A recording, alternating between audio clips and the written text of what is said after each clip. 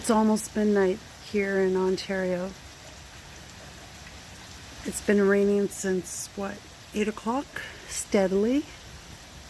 Started off with some lightning and a light show. Now it's non-stop rain. In some parts of Ontario, there's massive flooding. Quebec, near Ottawa. Where I live is near Detroit, Michigan. There's been some determination of flooding and flood watch out in Leamington in Lakeshore.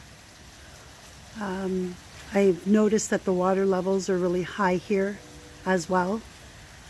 You know, thankfully I'm on the 4th floor. I feel really bad for my neighbors on the 1st floor.